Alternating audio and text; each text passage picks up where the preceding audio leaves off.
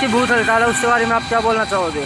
देखो भाई, ऐसा है, हमारा नरला विधानसभा क्षेत्र नंबर 1 है, लेकिन इसे हमेशा जो है 0 करके छोड़ दिया गया है। और जब भी विकास की बात आती है तो इस क्षेत्र को जो है भूल जाते हैं, और जब वोट लेने का नंबर आता है तो फिर सबसे पहले भागकर यहीं आते हैं।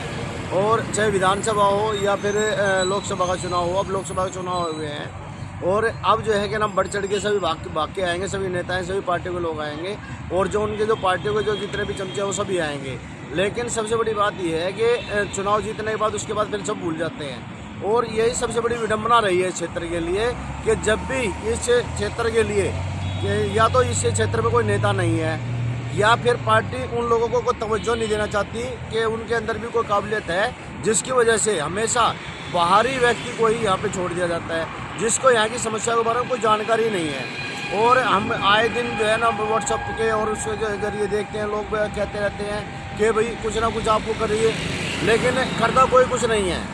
हर कोई चाहता है कि भगत सिंह तो हो, लेकिन किसी और के घर में पैदा हो। हम भी चाहते थे, लेकिन आज हमने सोचा कि हम खुद ही बलिदान क्यों ना दें, हम किसी और का इंतजार क्यों करें। सर, अभी वोट का बहिष्कार भी किया जाएगा नरेले में, उसके बारे में वोट का बहिष्कार मैं आपको बता दूं कि आप नोटा का तो बहिष्कार कर सकते हैं, हमें वोट का बहिष्कार कभी नहीं करना चाहिए।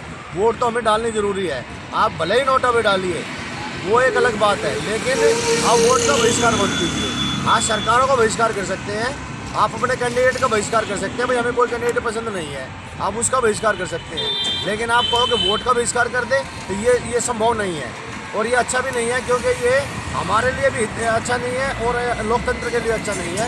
आप अपनी वोट जरूर डालिए, और वोट डालना हमारा अधिकार भी है। आप नोटा पर बटन दबाइए, ताकि जो है आने वाली सरकार, और फिर दूसरे नंबर पर उसको फर्क नहीं पड़ेगा। अगर आप नोटा पर भी डालेंगे तो भी कोई फर्क नहीं पड़ेगा।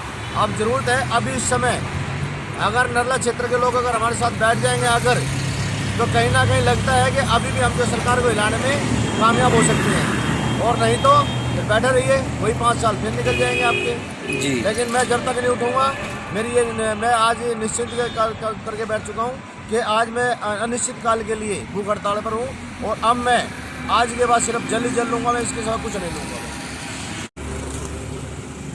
बोलना चाहोगे? भाई धरने पर चले बैठे, ये तो लाइव हमारी लाइफ लाइन है, ये नरला मेट्रो जो है जी, ठीक है ना, ये आ जाएगी तो हमारी बहुत हमारे को सुविधा होगी।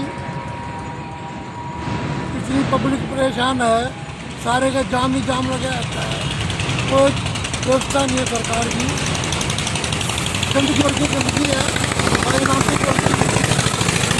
प्रकार की समस्याएं हैं, ठीक है ना, कोई निवारण नहीं हो रहा जी। सरकार ध्यान दे ताकि कुछ समाधान निकाले हमारा।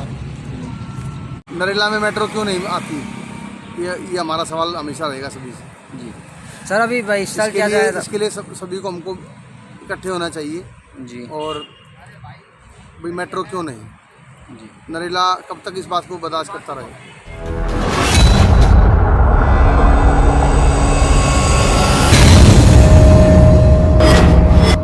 मिलेगी सबसे पहले हर खबर चेंजिंग फ्यूचर न्यूज पर, जो बदलेगा आपका फ्यूचर।